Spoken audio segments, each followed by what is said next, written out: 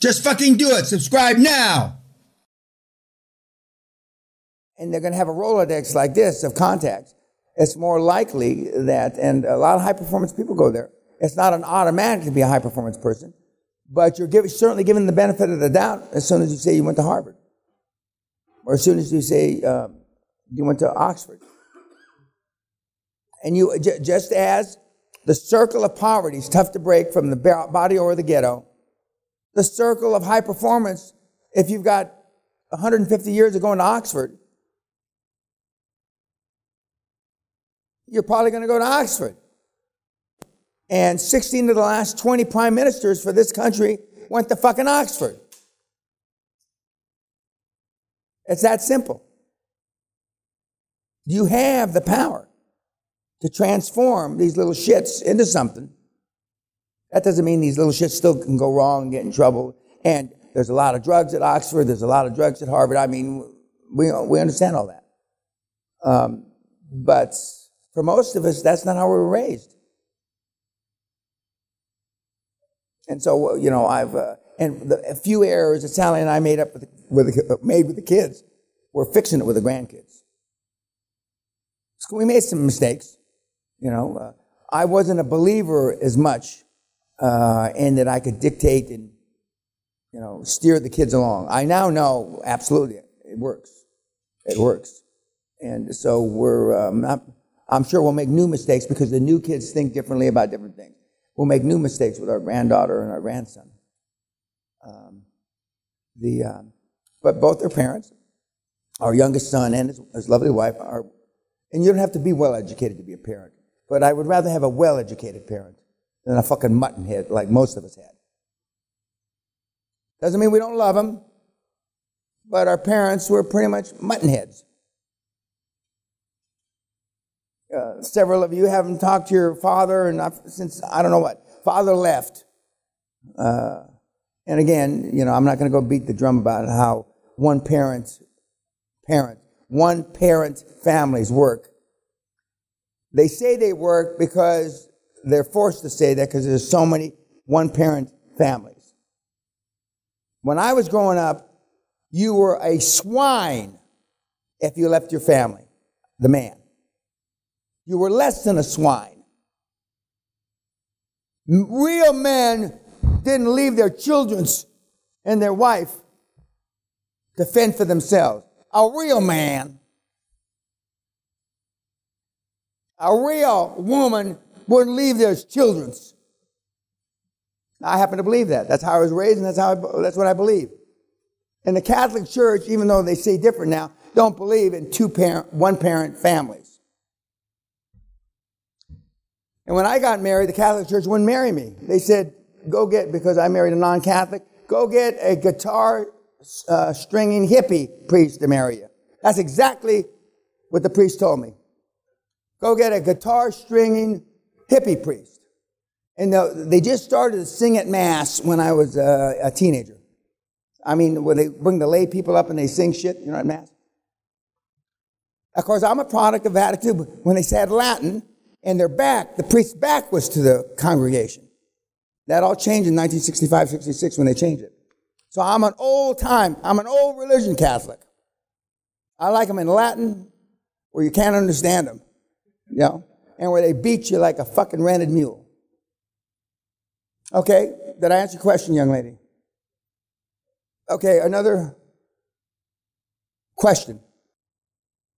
Goal, volunteer goal. Yes, sir, in the back. How often do you update your affirmations? Is it like a yearly thing? No. Sally and I update our affirmations and goals between Christmas and New Year. And now it's actually after the hardcore. So when they leave on the 30th, those first few days of January. But 50% of my goals I executed on and accomplished from weeks to months. None of them took years. So I was changing my goals. You know, I had one goal years ago to make $10 million in a day. And almost all my goals that were not family orientated were money. Dollars, cents, pounds, pence, shekels, rupees, almost all of them. And, you know, at the time, I said, you know, I wanted to make $10,000 in a day, and then $50,000 a day, and then $1 million in a day, and then $10 million in a day, which I did. And then I made $100 million in a day. And pretty, not easily, but pretty easily. But if that's all you think about, and God knows that's all I thought about. I mean, I went from just thinking about pussy, sexual transmutation, remember? 100%. I was worried that because you could only have 30 to 35,000 orgasms, I was going to run out. 35,000, and I would have run out. And I was happy as Larry when they told me, oh no, it's infinite. Fuck. Thank God. Praise Allah. You know? Because I was a fucking motherfucker. And then when I switched over sexual transmutation to all I thought about was making money. And the more money I made, the more money I wanted to make. And the more money I wanted to make, the more money I made. And it was, now some people say it was an evil circle. Those are poor people said that. I never had any guys that had any fucking money that thought I was doing evil. I may have fucked him over in business and crushed him down, but I mean, I did it legit, man to man, you know. And that's all I thought about for 10 solid years. 10 solid years. And the majority of my net worth, coincidentally, came in those 10 years. But I would work like, literally a dog. And I wouldn't, you know, I wouldn't have it any other way. And the kids, our kids, and they have tremendous work ethics. But they saw me working like a dog. And so, it's not popular to talk to millennials about working yourself to death. Ooh, that's a bad one. When I mention that at universities, I mean, that has no good connotations. Zero. You know, and then normally well, what about moderation, Mr. Peña? Moderation, I say, well, moderation for what? And they say, well, I mean, and work-life balance, which used to be one of my favorite topics. And Jack Welch said it much, much better than I did. I just say there's no such thing as fucking work-life balance. But he says there's work-life choices, and they have consequences. And he's right. He's a polished guy. God rest his soul, he was a polished guy. Polished guy. Neutron Jack, though, everybody forgets that. I mean, he killed more people in business than fucking the atom bomb did at Hiroshima. But now he's revered, and he's revered before he passed away. And he was just a dynamite CEO. But there is no work-life balance. There are choices that you will heretofore start making, different choices. And they have consequences. Some of the consequences are divorce, the things that I've already alluded to. And but you're making a conscious choice. I like it, instead of work-life balance, we have choices. We have conscious choices, and they have consequences. And they do. You know that. You miss your wife's birthday or a Valentine's, there's going to be a goddamn consequence. Even if you tell them, you know, we're going to have to make some choices and changes, they didn't hear that part. All they know, bigger house, bigger car, more money, more vacation. They understand that. But when you're gone, I was gone 242 days. The first 242 days Kelly was born, I was gone. 240. Now, how do you I mean, men don't keep track of those kind of days. Women do. 242. I'm lucky I wasn't gone 243. You know, 242. And I made it just as she was being born at Nine Wells up the road here. She was about halfway out already. And I helped tug the last tug. So I was there. You know. But a lot of consequences. Another question. You have a question? I know you have. You got the question. I know you got one. Okay, well, what's the question? Okay, oh, fuck. Are you going to preach to us now? He looks kind of like a young, skinny black preacher, you know? I used to be a high school teacher. Well, no, we're not going to hold that against you. Okay, were you in bumfuck, Mississippi? I was in Florida, actually. Where? Florida. Fort Lauderdale. Well, that's kind of like bumfuck, but anyway, okay, go ahead. What's your comment? My goal is He looks like Malcolm X. He looks like a young Malcolm X. A young, skinny Malcolm X. I prefer that over. Okay, well, don't go to Texas and say that you're a Malcolm X wannabe. Believe me, there's certain parts of the United States you should stay clear of. Okay, so what do you want to say? Question. Well, I guess it is a question. Question is, you talk about. He just said it's a question. Okay. Yeah. Question is, you talk about making your goals like bodacious, big Correct. and scary. Is there such thing Over as, the top. Is there Not such? that you wouldn't think you could accomplish. Okay, go ahead. So there isn't a such thing as like too big of a goal. Well, okay, I'll answer this with a comment. Elon Musk has wanted to go to Mars since he's 13, 14, 15 years old. Now, when he was 13, 14, 15, he was a bright kid. I'm told. I wasn't there. Living up, growing up in South Africa, and then he moved to Canada, okay? Now, how does a 13, 14-year-old kid have a goal, and his dad's not an astronaut, none of that stuff, okay?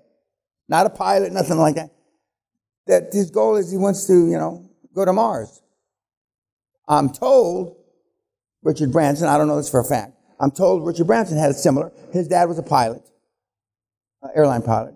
I'm told some of the other guys have always had these aspirations of interplanetary travel. So why not? But if you don't think about it, it's not going to happen. If you don't talk about it, think about it, it's not going to happen. It won't happen. But unless you're in a high-performance environment, which is normally filled with stress, remember, Oppenheimer said controlled stress is how I would start over again to build another atomic bomb. Well, don't almost all people avoid stress if they can? Don't almost all people avoid confrontation if they can?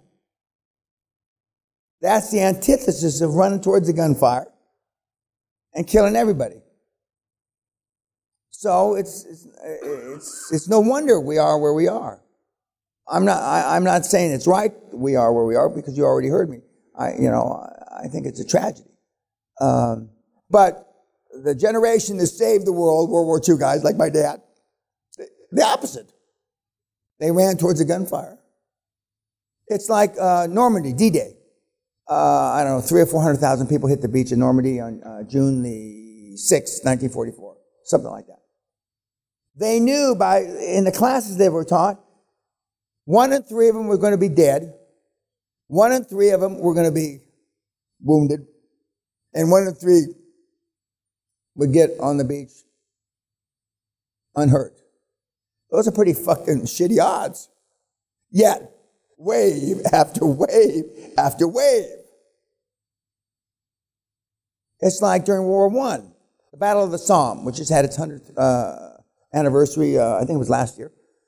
And they trench warfare between the Germans and the Brits, the Canadians and the Americans towards the Battle of Somme, towards the end of World War I.